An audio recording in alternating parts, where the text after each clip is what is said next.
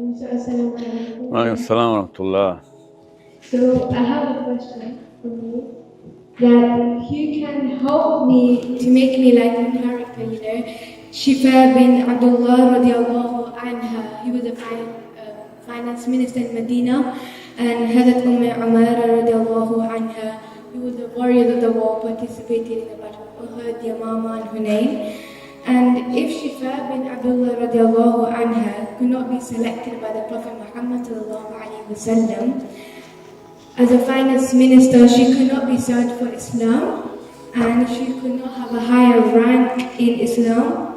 And if Muhammad sallallahu alaihi wasallam could not allow Hazrat Umara to join the war, she could not be served in war. So have you got any opportunity for girls to serve like them? And who can help me to serve for Palestine, like Hazrat Umara? as मर्द Palestine लड़ने के लिए नहीं गए तो हम लड़कियां कैसे हज़रत उम्मे उमर बनेंगी? Like how can I in this age serve for Palestine? It's your own question? Are you sure? Yeah. You're 12. Yeah. Well, you're on the path because you're thinking, okay? You're on the right path of Amara, okay? Her name is Nusaybah, okay? Her actual name is Nusaybah, radiallahu anha. Amara is her kunya, okay? So you are… Listen, if you're 12 now, so I'm going to give it to you like I would talk to my mother, because you're old enough, okay? Your brain is of the age you should assemble what I'm trying to tell you. So listen very carefully. Wars today are not the conventional warfare from 1400 years ago. Like they're not even from 200 years ago or even 100 years ago.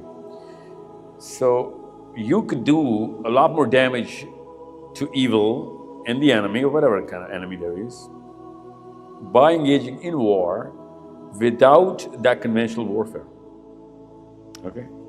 And Islam has given all the prescription for it.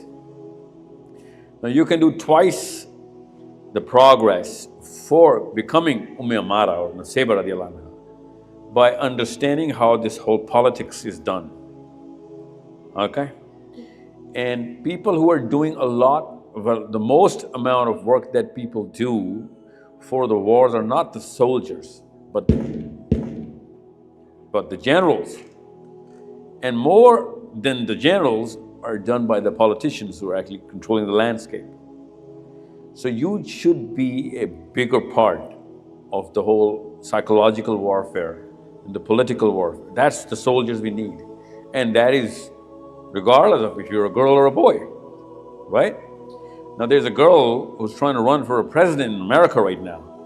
Any and every warfare that America's going to go through, she's going to be directly involved. Yeah? Way more than any soldier of America, right? So just like that, you need to be very clear as to what the word is dynamics, okay? The whole dynamics are, the rules of the game and the way the game is played. So you can be Nusaybah and be a girl at this age and do that by becoming competent in your knowledge, understanding what political science means. Okay, say it to me, political science. You know what that is? You will, don't worry. In about 2-3 years, you'll understand what political science is. You should know the word influence. You should know the word credibility. These 2-3 things will combine to make you a Nusaybah, okay? Warfare now is run by politicians, is won by politicians, okay? So you need to and we need to fight the war. We are at war right now. We are, Muslims are at war. But you need to fight with the right technology, and politics is the real technology, okay? So you want to be Nusaybah? Yeah, that's the… Right now, in this day and age, you can be Nusaybah way quicker than any girl 100 years ago, okay? But you got to be Nusaybah then. You know the thing about Nusaybah radiallahu anha is, she was so devoted and she had the initiative. You know what initiative is? She didn't have to be told what to do. She used to think about it and do it herself. That's called initiative. Okay? First mover, without even someone telling anyone to move, she would move way before. She would understand the situation. So the Prophet ﷺ in the Battle of Uhud, okay, he was being attacked by every direction, spears and arrows. And you know what Nusaybah RA was doing?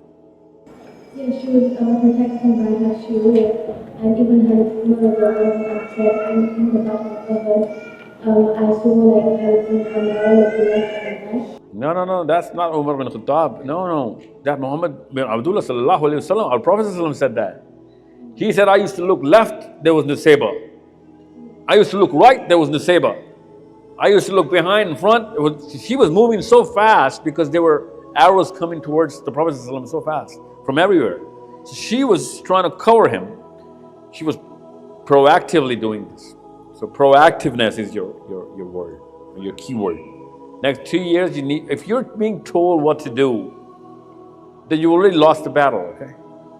You need to think of what can be done, what should be done, and without anyone telling you, you should be, any book that you have to finish, if your mother tells you to start a book, you should have ended that book by then. Okay, that's called initiative. Say it, initiative.